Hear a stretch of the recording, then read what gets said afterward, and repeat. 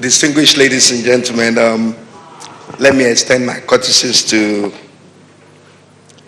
the chairman of this forum, our own Governor Rotimi Amaechi, all the excellencies that are here, my colleagues and brothers, our former president of Liberia, Professor Amos Sawyer, our erudite Professor Adele Jinadu, eminent Nigerians that are here, distinguished ladies and gentlemen. I think for me, it is a very easy job to do, more so when you've had the erudite professors opening this ceremony with what I call lucid presentations. They've provided the theoretical background. And coming here for me, I'm going to give what I call my own practical background, my own expose on my own experiences as governor.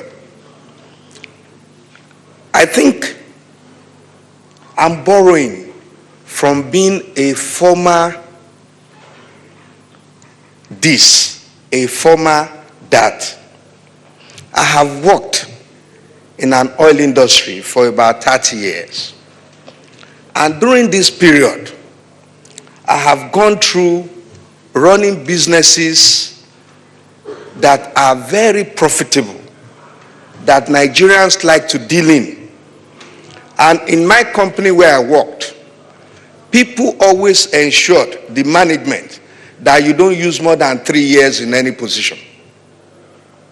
Therefore, every time I was in a nice position, particularly positions where women will come and ask you for products that are selling, that are fast moving, during every ceremony that I had, naming ceremonies, all my children, I had them when I was in the company.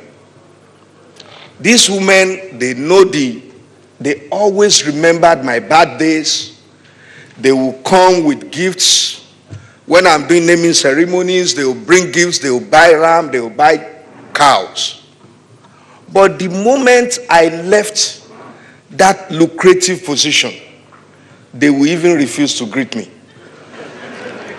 And believe you me, even some of your staff who will come and say, Oga, oh, we cannot do without you. You are the best boss we have seen. The moment they announce that you are moving to another department, some of them will not greet you again. So the point I'm making here is that personally, I have experienced transitioning. And coming to governance, let me start by quoting the word of Christopher Lumberg. And he said, those who take position as transient and do transitioning better. Arguably, those who take life itself as transient are likely to live modestly, spiritually committed, and possibly have a place in paradise after death. If position is transient, so also life is transient. And once you look at everything in that context, transitioning from position of being a governor to that of being an ex-governor, a former governor, and a one-time governor, then you know that it is easier to handle. And personally, let me also say, life in itself is role-playing. You are just, as we are all here, I'm standing here playing a role. I'm on stage. Another 5-10 minutes, I will leave this stage and go back to my seat. So once you have that at the back of your mind, that whatever you do is transient, then transitioning in and out of office will be easier for you to handle. So like an artist, we all play our role. And I remember in Julius Caesar, I think many of us remembered Antonio. Each time he was the chief security officer of Julius Caesar. Each time Julius Caesar was coming, Cleopatra would come after Caesar. And when they reach about to step and sit down on the throne, Julius Caesar will raise up his left arm, and Cleopatra will hang on to that left arm, and they will now go to the throne. Unfortunately, Julius Caesar died, and Antonio became Caesar. And when Cleopatra was coming, instead of bowing down as he usually did when Caesar was alive, the new Caesar stood up, raised up the left arm, and Cleopatra looked at him and said, Antonio, it's Cleopatra. And Antonio said, can you please put your hand around my arm? Remember, when I was Antonio, I behaved like Antonio. Now that I'm Caesar, I behave like Caesar. So, distinguished ladies and gentlemen, we must all agree and know how to handle the role of being a this and a former this. And in doing so, I like to discuss under quickly 3 headings.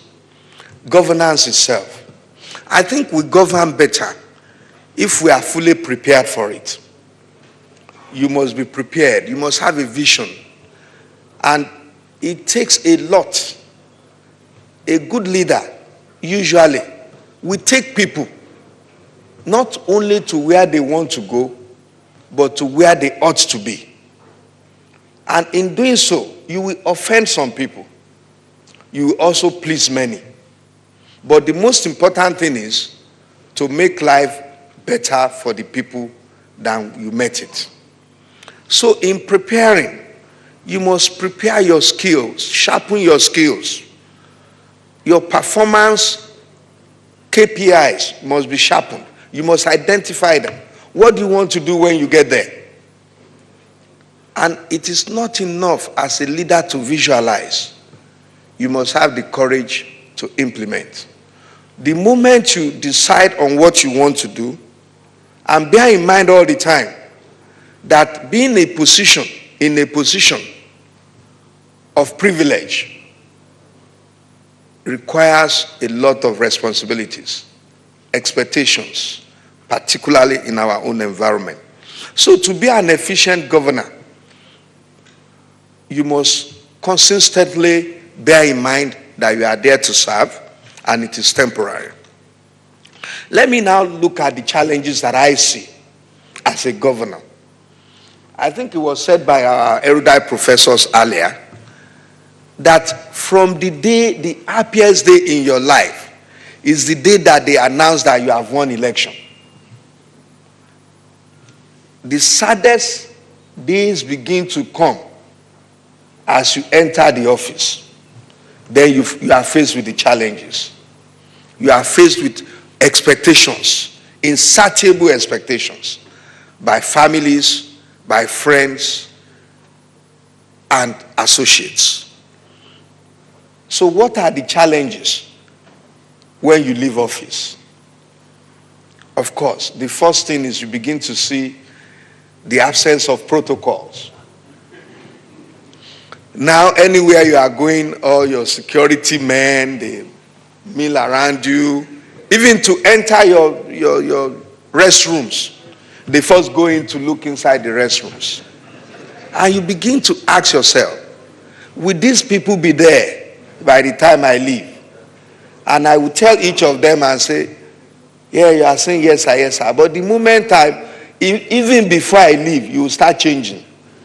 Because my experience had been, even in the companies where I've worked, the moment you became the managing director, the first person that will come to you is most likely your engineering director or your operations director. And then they will come, Oga, I kept this file for you. This file would have been signed earlier on, but because I knew you were coming, I kept it for you. And you'll be so happy. And you say, oh, you kept the file for me. The next thing they'll come and tell you is, if you just sign it, sir, we've made arrangements, everything will be okay. Don't let them deliver anything to you. In most cases, that chief engineer, that operations director, what he's offering you is taking twice as much. So never be tempted to sign that file without reviewing it. Thereafter, if you make the mistake of signing and you are inspecting your projects, the moment you get there and you say, what is wrong with, look at this one, it's not well done. It will whisper into your ears, oh God, it's part of that thing that we gave you. So, distinguished ladies and gentlemen,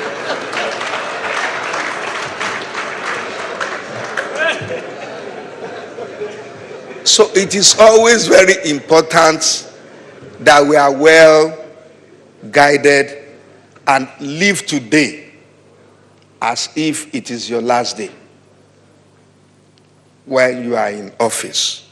So I see the temptations, the challenges as what I call, you begin to lose all the paraphernalia of office. You begin to lose the security, the luxury that you enjoy. The food is there, you don't even know. And I'm talking from practical experience. In my house, before I became governor, even as former managing director and senator and so on, every time I would enter the kitchen, my wife would say, what are you doing in the kitchen? I'll say, I'm smelling egg. Somebody has just fried egg. She said, what's your own business? I said, those people are stealing our eggs. They are frying them. Then I will go there and look. My wife will say, look, don't worry, they are your house helps. Let them enjoy themselves. But it was part of me. I was always checking. When I became governor, whether they fry eggs or they fry meat, I don't even bother. But I know that the moment I leave, I'll go back to smiling again. Distinguished ladies and gentlemen, all your privileges, now you go around, everybody will say, oh, that's the governor. They will be whispering. And by the time you are passing, if they don't whisper, you feel offended. They've not recognized me here. So that recognition is always there. That, in fact, looking at Maslow's hierarchy of need, the last stage of it, which is self-actualization. You feel self-actualized, you feel recognized, you feel noticed. So the moment that you don't feel noticed again, you begin to feel it. So as governor, just know that as you are living, many people who even recognized you before, when they see you, they will pretend and they will not greet you. There will be antagonism, whether you like it or not. And you must be able to manage your successor. Don't try to interfere. The first person that the king always fights is the kingmaker. So avoid trying to control or influence your successor. Then you must manage your friends and antagonists. They will be there waiting for you. You must make sure that you are not used to too much siren. When you are going around now, avoid using as many vehicles and as much siren as possible. Because when you leave the place, there will be no siren. I don't want to take too much of your time. But in handling life after office, I think from the day you are entering office, try to plan on what you want to do. As for me, when I leave office, I want to be a preacher. I want to be a consultant. I want to be able to tell people that there is God and there is life after death. And of course,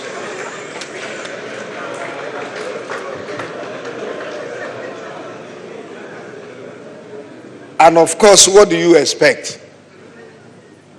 As you are growing older, you better start thinking of life after death.